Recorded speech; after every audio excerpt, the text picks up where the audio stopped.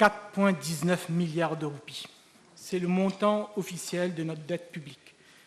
Si on ajoute les 28 milliards que le gouvernement a obtenus de la Banque centrale, cela fait 447 milliards, soit plus de 100% de notre produit intérieur brut. 419 milliards de roupies, Monsieur le Président, c'est à peu près 35 000 roupies par habitant. Chaque enfant qui naît dans notre pays aura à rembourser aujourd'hui 35 000 roupies. En 2015, lorsque ce gouvernement accède au pouvoir, le ministre des Finances d'alors, M. Lakshmi Naraidou, présentant le budget, eut ceci à dire concernant la dette publique. When measured using IMF definition, it has reached an alarming level of 61%. Le niveau de la dette était de 61% en 2015 et le ministre parlait de chiffres alarmants. 6 ans plus tard, notre dette publique est passée de 61% du PIB à presque 100% de notre PIB. Si le niveau de la dette était alarmant en 2015, que dire aujourd'hui? Et qui va rembourser cette dette? Certainement pas nous. Il incombera à nos enfants et à nos petits-enfants.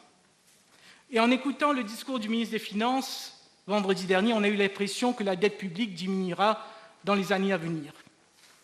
En vérité, la dette publique se détériorera davantage pour atteindre 500 milliards de roupies en 2023. Oui, c'est à la page 15 des estimates. Donc, ce gouvernement a l'intention de nous endetter davantage. Et pourtant, Monsieur le Président, toutes les agences internationales indépendantes et crédibles ont déjà tiré la sonnette d'alarme. À commencer par l'agence de notation Moody's, qui, le 4 mars 2021, nous rétrograde, downgrade, à BAA négatif, notamment à cause de, et je cite, « high public debt relative to peers ». À noter que ce rapport de Moody's est sorti avant le deuxième confinement, le lockdown du 10 mars. Le rapport lance une mise en garde au gouvernement en les termes suivants, et je cite, « A continued deterioration in debt metrics beyond our current expectations would likely lead to a downgrade. A deterioration in the country's balance of payment position could also lead to a downgrade. » Donc, une deuxième rétrogradation, downgrade par Moody's, est possible et aura définitivement un impact majeur pour le pays et surtout pour notre secteur bancaire. Après Moody's, ce fut le tour du Fonds monétaire international, le FMI, de tirer la sonnette d'alarme. Dans un communiqué de presse émis le 7 mai, le FMI dit, et je cite, « The government should prepare plans for fiscal consolidation to stabilize debt in the medium term, once Mauritius has firmly emerged from the pandemic to preserve fiscal sustainability and build buffers given the substantial increase in public debt level. » Donc là, le FMI aussi, Monsieur le Président, dans un langage un peu plus diplomatique, demande au gouvernement de revoir sa stratégie qui consiste aujourd'hui à endetter davantage le pays. Même son de cloche pour la Banque mondiale, qui, dans son rapport intitulé « Mauritius through the eyes of a perfect storm, coming back stronger from the COVID crisis », en date de avril 2021, nous rappelle, et je cite au paragraphe 21, « Public debt was on the rise even before COVID-19 ». Et c'est bien dommage, Monsieur le Président, c'est bien regrettable que le ministre des Finances ait choisi de faire fi de tous ces conseils. Il n'y a pas eu de réforme tant attendue. Le ministre des Finances a choisi la facilité. La dette publique continuera à augmenter et ce sont nos enfants et nos petits-enfants qui auront à rembourser cette dette, car toute dette est un impôt sur la génération future. Talking about taxation, Mr. Speaker, sir, the Minister of Finance was careful on Friday not to mention that he intends to finance his budget deficit through increase in taxation. When we look at the estimate, we see at page 462 that government is expecting a substantial increase in tax revenue. For year 2020-21, tax revenue is estimated at 83 billion rupees, and for next year, it is expected at 110 billion rupees, an increase of about 33%. Most tax revenue will come from VAT, 18 billion rupees or more. The Minister of Finance also announced a new levy of 2 rupees on each litre of gas and mogas. The levy is supposed to be used to buy vaccine. But, Mr. Speaker, sir, in January this year, when government refused to increase pension of old-age persons, of handicapped, of widows and orphans by the 375 rupees compensation, what was the reason given by the government then? That money was needed to buy vaccine. That was in January. That was the first dose of tax. Now, 2 rupee levy, a second dose of tax, double dose. Double dose, just like a vaccine has double dose, so has the taxation. But was the taxation necessary? When we turn to National COVID-19 Vaccination Program Fund, at page 498 of the estimate, we found that today there is already 347 million rupees in that fund dedicated to purchase vaccine. Already 847 million rupees. Vaccine will cost 1 billion rupees. So the shortfall was only around 53 million rupees. Yet the levy is going to bring to the government 750 million rupees this year and 1 billion rupees next year. And at the end of the next year, there would be a surplus of 622 million rupees left in that fund. So why tax us more? When we look at the special funds, at page 485 of the estimate, we see that as at 30th of June 2021, there will be a balance of 35 billion rupees in special funds. 35 billion rupees which could have, which should have been spent last year, but which the government did not spend. So the government had the money, 35 billion rupees. There was no need to tax us more. But government is also taking money from parastatal bodies to fund its expenditure.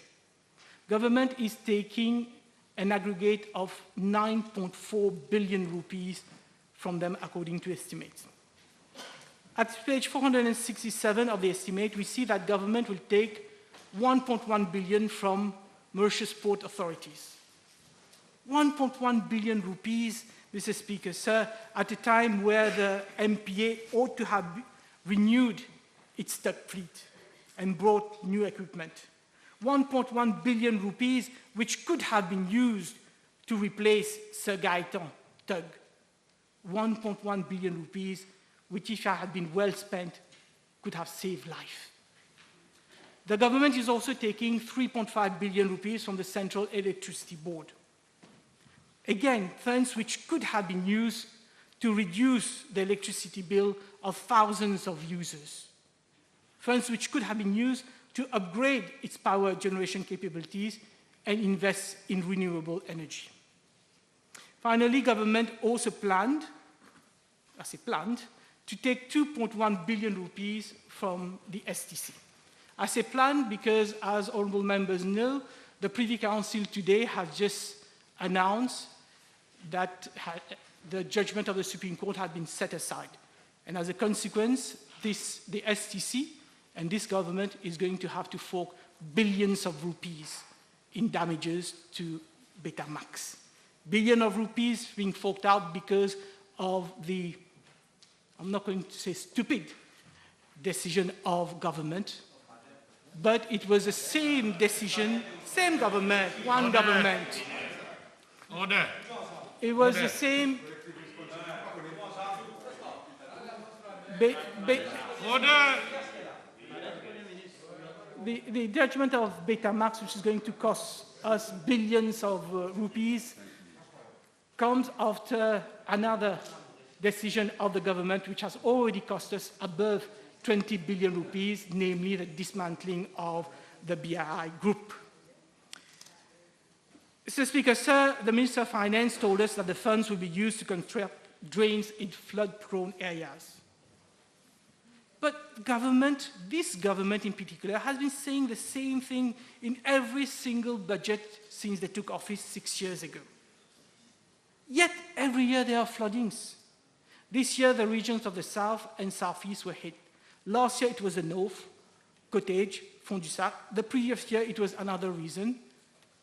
We have a land drainage authority. Every day, we vote billions of rupees to construct drains. We know the flood-prone areas. As far back as 2008, following the tragic death of little Laura Paul during the flood at Mongout, the report of the fact-finding committee chaired by the then Justice Débats had not only identified flood-prone areas, but also highlighted the problem of bad planning as well as drain not being properly cleaned and maintained. 13 years later, we are still talking about construction of drains. 13 years later, we still have floods. The problem, Mr. Speaker, sir, is that every year during budget time, the Minister of Finance enumerates a list of projects. It's all music to the ears. It gives the impression that the government means business. It gives the impression that the government is working for the people. But then the government do not implement these projects. They have the money, we voted the money, they don't spend it. And I'm not just talking about drains. Let us take a few examples of projects which was announced last year in its budget and has still not seen the light. 12 billion rupees for the construction of 12,000 social housing units across the island. How many social housing have we constructed out of these 12,000? 0. Construction of Rivière des Anguilles Dam at an estimated cost of 7.5 billion rupees. This is in the constituency of the Honourable Minister of Finance, so I'm sure he has vested interest that the Rivière des Anguilles Dam be built. Yet, 0.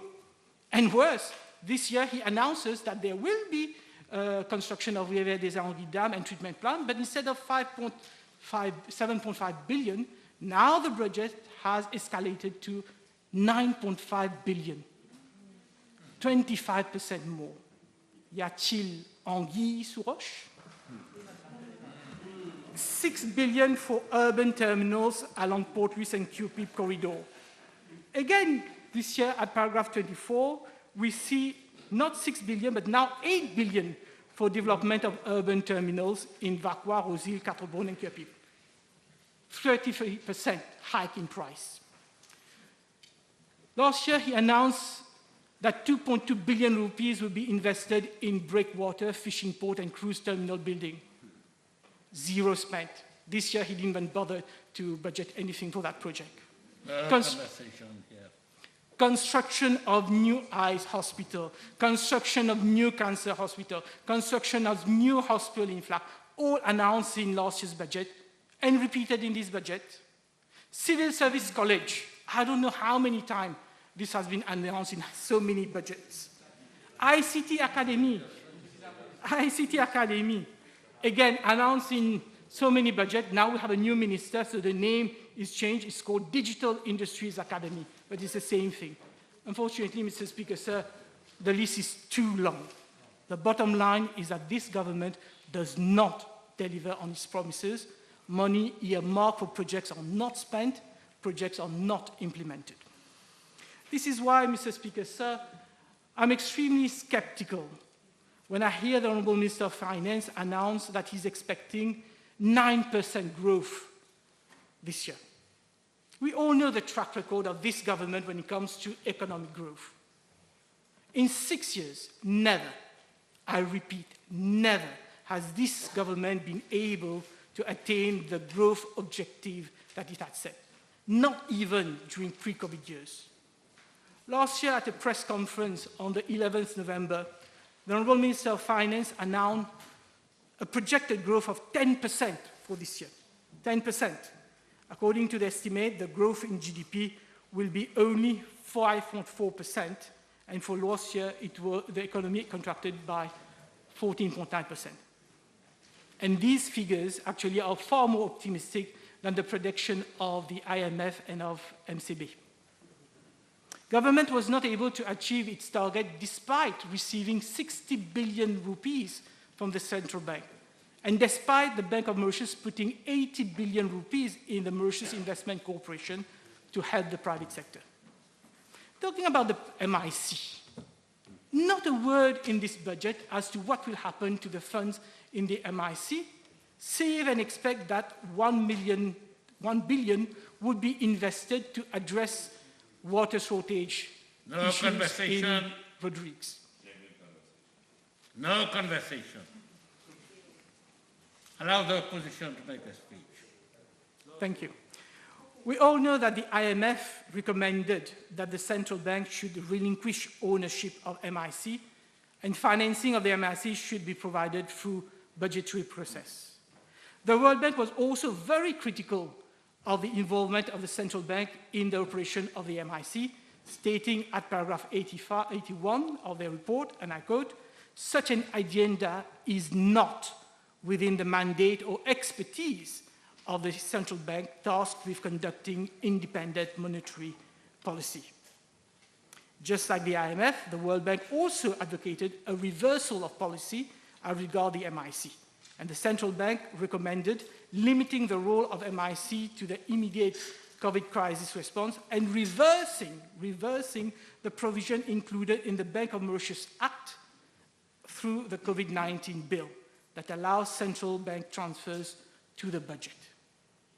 In effect, both the IMF and the World Bank blame the Honourable Minister of Finance and the central bank for using the funds of the central bank last year to invest in private companies. Both the IMF and the World Bank had the same line of reasoning as we on this side of the House took last year when we criticized this unprecedented decision of the Minister of Finance to get the central bank to finance its budget.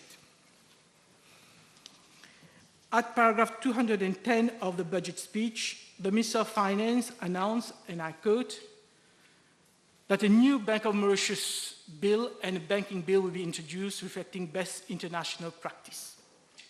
I perused the annex to the budget speech, but it is not clear from the proposed amendment in that annex to the Banking Act whether the Minister of Finance intends to implement the recommendation of IMF and the World Bank and reverse the effect of the amendment which was brought about through the COVID-19 bill. I hope it does. I hope that there will be transparency in the use of funds of the MIC, and I hope that going forward, the Minister of Finance will not refuse to answer PQs of MIC as it has done so far. Mr. Speaker, sir, with your permission, I will now turn to some of the sectorial measures announced in the budget. The announcement of the gradual opening of our borders was welcomed by operators in the tourism sector, which has been most badly hit by the pandemic. Extending the wage assistance scheme and self-employed assistance scheme to workers in this sector this September is also welcome. Government is targeting 650,000 tourists over the next 12 months. C'est bien de placer la barre haute. But how does government intend to do so without the help of Air Mauritius? Yet not a word in this budget about Air Mauritius. Last year we rated 9 billion rupees as rescue package for Air Mauritius. Answering to a PQ which I addressed to him a few days ago, the Honourable Minister of Finance explained that only 3 billion rupees has been disbursed in the form of wage assistance scheme and guarantee payment to IATA. But what is the strategy of government when it comes to Air Mauritius? Air Mauritius has been in voluntary administration for over a year now. And except for blaming employees and making them redundant and forcing them to pay cut, nothing so far has transpired about the future of Air Mauritius. The administrators were supposed to hold a watershed meeting and propose a deed of arrangement to creditors of Air Mauritius, but this watershed meeting has yet again been postponed till next January. Is the government aware that all the employees of Air Mauritius who agreed to an early retirement still have not received their lump sum payment because they were told that they had to wait for the watershed meeting. As majority shareholder and a major creditor of Air Mauritius, is the government satisfied with the administrator's work? Because so far there's absolutely no visibility about what will happen to Air Mauritius. And the least the government could do is at least tell us how much is being paid to the administrators of Air Mauritius. Yet all experts in the field agree, Mr. Speaker, sir, that Air Mauritius can be very profitable. It has suffered from bad management, namely the decision to increase its feed, including by this government, but above all, it has suffered from constant political interference in its affairs. So I hope the Honourable Prime Minister, when he's intervened on the budget, will give us more insight as to what will happen to Air Mauritius and what will be the role of Air Mauritius in transporting the targeted 650,000 tourists. Mr. Speaker, sir, we welcome the decision of government to promote green energy industry. In particular, we welcome the decision of government to increase the share of renewable energy to 60% and to eliminate the use of coal by 2030. Mais que de temps perdu! So many years wasted because of the obsession of the CEB and the government to use liquefied natural gas, which is a form of fossil fuel. Despite numerous reports, namely from Poten and partners, questioning the viability of the use of LNG, CEB launched tenders for combined cycle gas turbines, un projet défendu bec et ongle par l'ancien DPM. However, after change at the helm of the ministry and CEB, the LNG project has been abandoned. Mais que de temps perdu! Renewable energy, Mr. Speaker, sir, in Mauritius constitute of hydro, wind, landfill gas, photovoltaic, bagasse, and fuel wood. But bagasse remains the main source of energy supplies and contributes to around 82.8% of the local renewable source. According to a report published by Statistics Mauritius just a few days ago, on the 7th of June, the main energy source of electricity generation in 2020 was first coal, 39.5%, followed by fuel, oil, and diesel, 36.6%, and renewable energy, 23.9%. Mr. Speaker, sir, Mauritius has taken a commitment under the Paris Agreement, COP21, to increase the share of renewable energy to 35% by year 2025.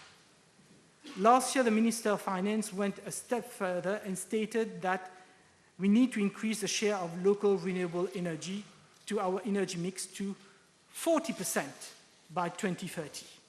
And this year, the Honourable Minister of Finance stated that we must produce 60% of our country's energy needs from green sources by 2030.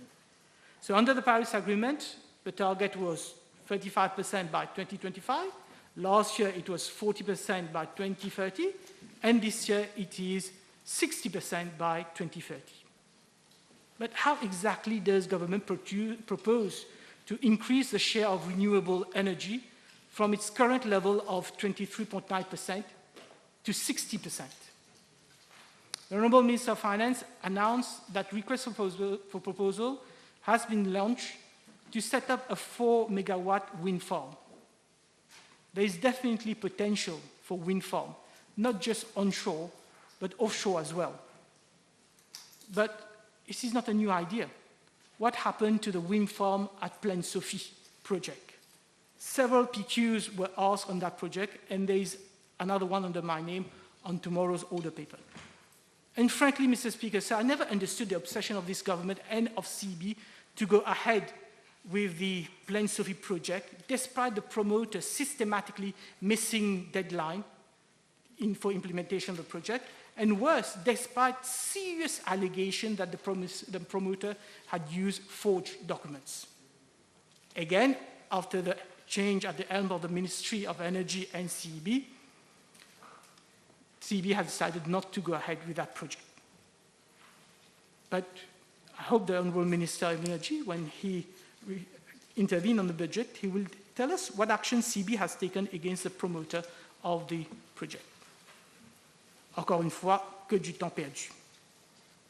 Next, at paragraph 98 of the budget, we are informed that CEB will be setting a solar farm of 10 megawatt at Tamarin Fall, Henrietta. Nothing new, Mr. Chairman, Mr. Speaker, sir. Last year, also, the same projects were announced, 2 megawatt in Tamarin, 10 megawatt in Henrietta. Nothing was implemented. CEB will also increase battery capacity to some 40 megawatt. Last year, it was announced that they will invest in 14 megawatt. Today, we know that instead of 14 megawatt, we have only 4 megawatt.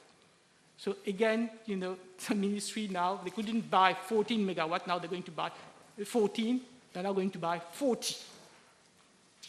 But all these projects, Mr. Speaker, so will not be sufficient to significantly increase the share of renewable energy. All these projects will not be able to replace the share of coal producing energy. What we need, therefore, is to encourage the use of biomass, bagasse, cane tops, leaf, and other forms of biomass.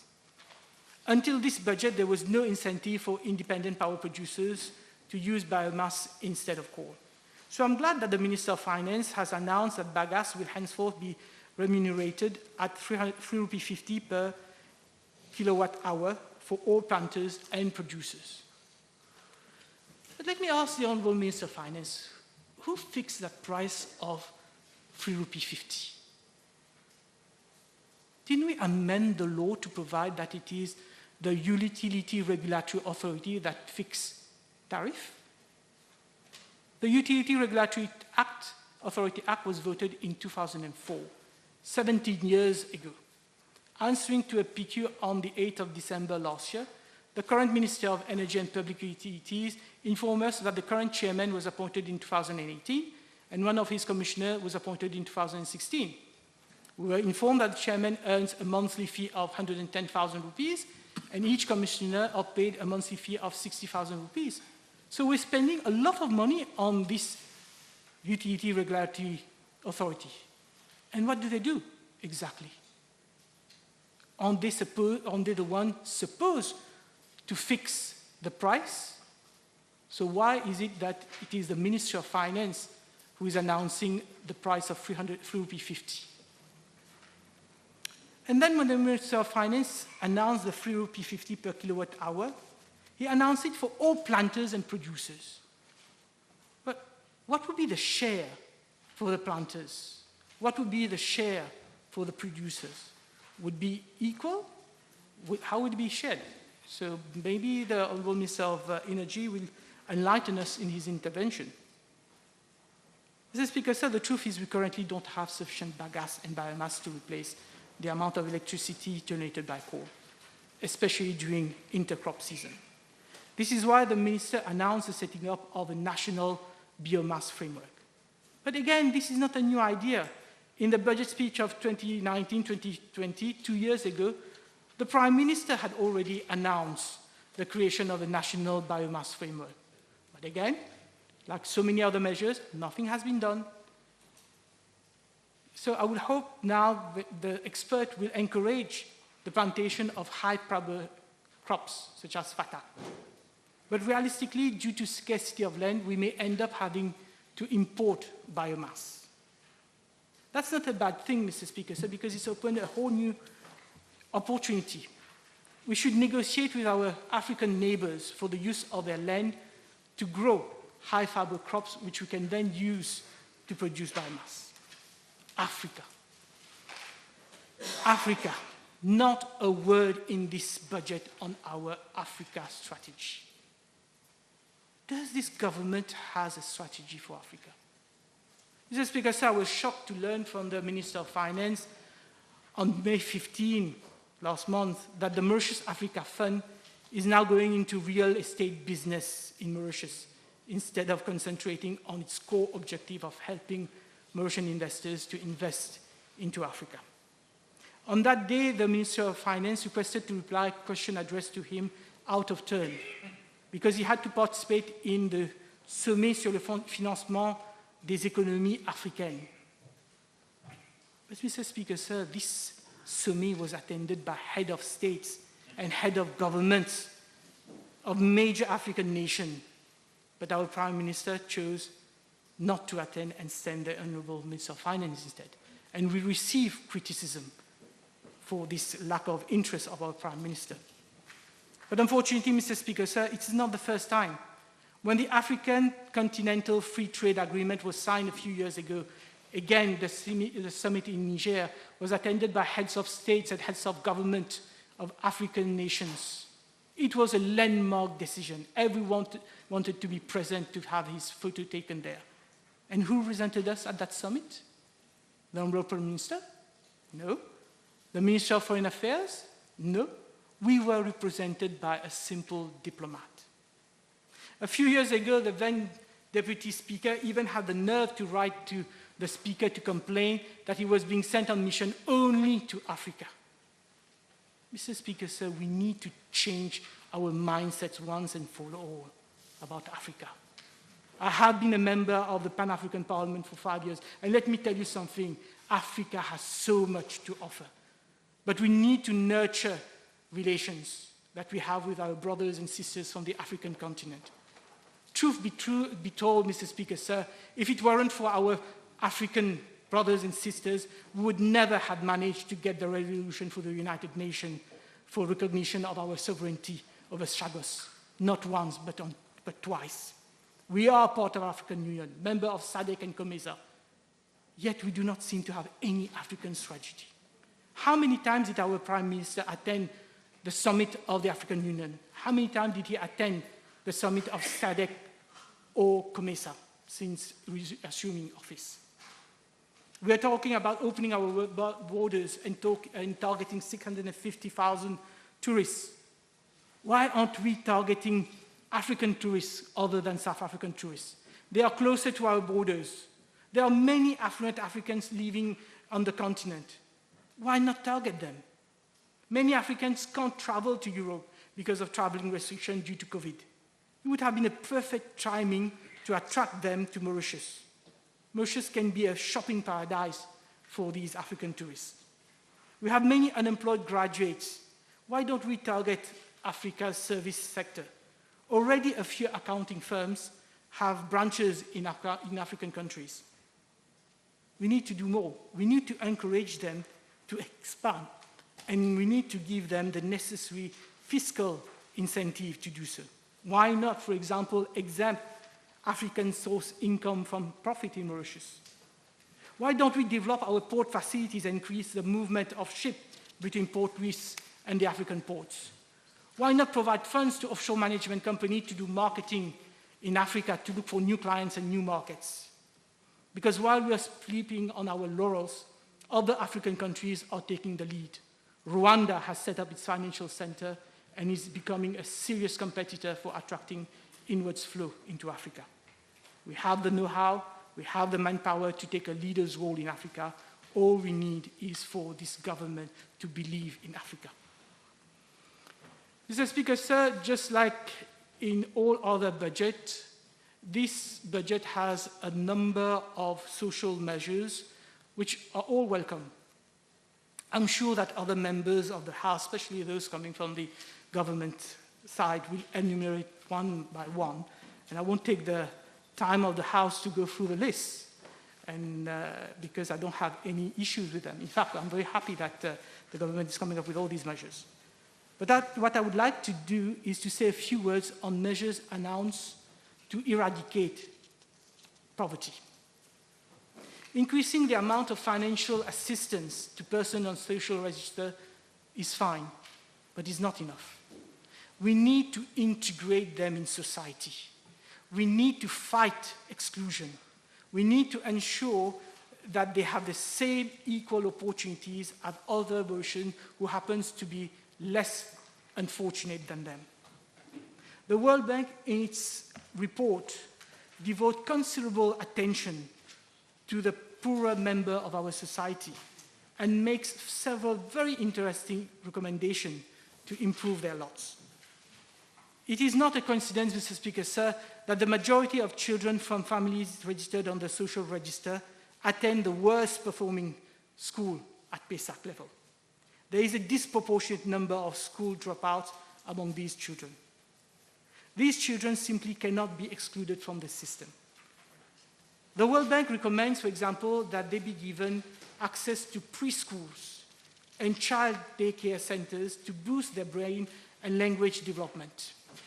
Today, these children cannot attend preschools because they cannot afford to pay the fees of these preschools, which are all privately run. This puts them at a disadvantage compared to other children. So the government should either set up preschools, crèches, or subsidize the fees to give these children a better chance. The World Bank also recommends that more emphasis be laid on second chance to be given to early school dropouts to upskill themselves. Poor children, according to statistics, tend to drop out from school without the necessary technical skills demanded by the private sector. And this, according to the World Bank report, explains their high unemployment rate, their high inactivity rate. They simply can't get a job because they don't have the necessary qualification, they don't have the academic background, they don't have the technical skill. The National Apprentice Program is a step in the right direction. But I would like to know from the Honourable Minister of Finance, why should a student attending an apprentice program get a monthly stipend of 5,000 rupees when his friend, who is graduate, will obtain a monthly stipend of 15,000 rupees? Why this policy of double standard? Why discriminate between students if the aim is to better equip them to find a job, whether the apprentice or the graduate? They're all unemployed. They all want to be trained. They all have the same living needs. So why give one 5,000 rupees and the other one 15,000 rupees? It's the same reasoning I couldn't understand. Why give self-employed assistance scheme only 5,000 rupees, whereas for wage assistance scheme, you can provide up to 25,000 rupees? So why this bias towards people employed in the formal economy when we all know that the poorest members of this community are in the informal community? Many families, Mr. Speaker, sir, on the social register are unemployed and find it difficult to get a job. Most of them cannot apply for a job in civil service because they do not have the necessary academic qualification. Yet not every job in the civil service requires academic qualification. Hasn't the time come, Mr. Speaker, sir, to change the criteria for recruiting people to work in civil service? Hasn't the time come to have positive discrimination? Shouldn't government come up with a scheme to encourage enterprises to recruit workers from the social register instead of leaving them to join informal sector with no job security where they are exploited? The government intends to recruit 4,000 police officers. Shouldn't physical criteria be given sufficient weight in recruitment exercise? It's all well to have a higher education, a higher school certificate or degree. But can you run fast enough to catch a thief? Can you swim well enough to rescue people at sea? Do you have enough strength to restore order and disarm an offender? The point I'm trying to make, Mr. Speaker, sir, is that any policy towards eradicating poverty, absolute poverty, should not be limited to handouts. But we need a policy to integrate the poor in mainstream. We need an inclusive society.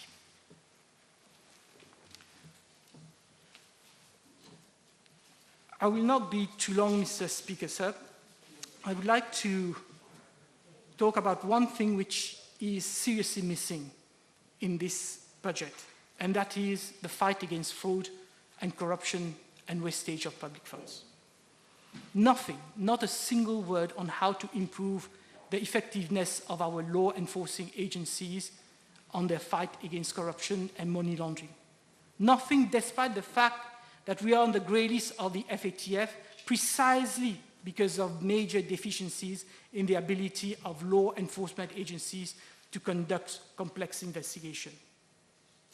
We all know the fight between law enforcement agencies, whether it is the fight between ICAC and the FSC on the documents relating to insider trading, whether it is the fight between ICAC and the Integrated Reporting Council on exchange of information. Our law enforcement agencies are competing against each other instead of working in collusion. And yet, not a word in this budget as to how to improve the system, except one line that the Financial Crime Commission is back on track for, I think, the 6th time.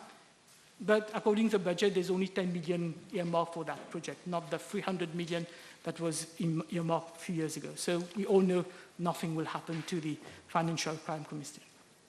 There's also nothing on how to reduce wastage of public funds. Nothing on reform of public sector and parastatal bodies. Where are the 25% cut in budgetary expenditure, which was announced earlier? Nothing also on the reform and consolidation of the numerous council authorities and other public bodies with overlapping functions. Do we need so many boards? Do we need so many chairmen? Do we need to spend so many money on their fees? Do we need to give them all chauffeur-driven cars? Do we need to give them duty-free cars? This is one way of reducing government expenditure and getting fiscal stewardship. But again, not a word, because obviously this government do not want to displease any of their protégés. Every year, Mr. Speaker, sir, the Director of the National Audit draws our attention to misuse of public funds and wastages. Years go by, nothing changes. But this year, the report has been particularly critical when it dealt with the emergency procurement during last year's COVID-19 pandemic. We can't go on as if it's business as usual. We need transparency. We need accountability. But above all, we need sanctions. We already have laws to sanction corruption and undue influence by public officials. But we don't have laws to sanction wastage, dilapidation des fonds publics. Isn't it high time, Mr. Speaker, sir, to have a Fiscal Responsibility Act? Isn't it high time for civil servants to become accountable for their decision or their lack of decision, or for blindly following orders from above? Mr. Speaker, sir, one way to ensure transparency is to have the same rule applied to everybody. Objective criteria, no discretion, and a mechanism for any aggrieved party to be heard. This is why I cannot understand how government can come up with a premium investor certificate announced at paragraph 84 of the budget speech. According to paragraph 84, and I'll read it because, thank you. This is what the Honourable Minister of Finance said. The premium investor certificate will allow companies investing at least 500 million rupees to benefit from negotiable incentives upon recommendation of a technical committee and approval by the minister. It is not clear who is meant by minister, whether it is the Minister of Finance or is it the Prime Minister. But it's the first time that I see in a budget a Minister of Finance giving himself the right to negotiate incentives. Negotiate incentive for big investors, because we're not talking about 1-2 million rupees, we're talking about project worth 500 million rupees and above. So why does the Minister of Finance have such discretion? What happens if this discretion is abused? Why do we have laws? Why do we have investment criteria? All an investment need to do, call the minister, meet him, discuss over a cup of coffee or a glass, a drink, and the minister will give you whatever you want. Whatever you want. No investment criteria. You don't want EIA? Okay, don't need to have EIA. You don't want to pay tax? Okay, don't need to pay tax. So much discretion. And the beauty of it, he doesn't even have to make it public because he doesn't need to publish any regulations. He doesn't need to go through Parliament. And there's absolutely no possibility of any aggrieved investor to challenge his decision. Is that what this government understands by transparency? Is that what this government understands by accountability? And it's certainly not an idea which came through thin air, Mr. Speaker, sir. Because when we look at paragraph 174 of the budget speech, this is what the Honourable Minister of Finance said. Sorry. All companies engage, 178, all companies engage in the manufacture of pharmaceuticals and medical devices will be eligible to a premium investor certificate. So they already have something in mind. You know, last year the Pharmacy Act was changed. But in question in PQs here, we saw how tender was flouted when it came to awarding contracts to certain pharmacy. We saw how certain civil servants refused to take delivery and signed papers. And today we are told that there would be pharmaceutical products. We are told that we are going to produce vaccine. We are told that the government is going to invest 1 billion rupees. And we are told that the investor will come and negotiate terms with the minister. And that's normal. That's absolutely normal. Unsolicited bids. This is what we call tailor-made incentives, taillé sur mesure. And I think that it is a most dangerous measure, and I think it should be scrapped altogether. Scrapped just like the measure announced at paragraph 248 to allow spouses of holder of an occupational permit to be exempt from applying for an occupation permit or a work permit. Didn't the government learn its lesson? There was a PQ a few years ago on this very subject. The spouse of a holder of an occupational permit turned out to be a convicted drug trafficker. And now government wants to automatically allow anyone to come and work here without any due diligence? This is totally unreasonable. And this is clearly discriminatory, because honourable members will recall that not so long ago, this government caused us to amend the law to require spouse of a Mauritian citizen to apply for a work permit to work in Mauritius, targeting a particular pilot. So now, if you're married to a Mauritian, you can't work in Mauritius. You need a work permit. But if you're married to a foreigner who has an occupation permit, then you can work, any work, no restriction, you don't need any permit. Isn't that discriminatory? I suppose that this measure clearly has not been well thought of, Mr. Speaker, sir. Another measure which does not seem to have been well thought of is the 10 years occupation permit to foreign students. I don't have any issue if we are dealing with students who have studies in scarcity areas where there is a lack of available manpower in Mauritius, such as the ICT sector. But we already right now have more than 10,000 graduates who are unemployed according to the latest figures published by Statistics Mauritius last month. Already 10,000 unemployed graduates. And now you want foreign students to compete with Mauritian graduates for a job? Where is the logic in that?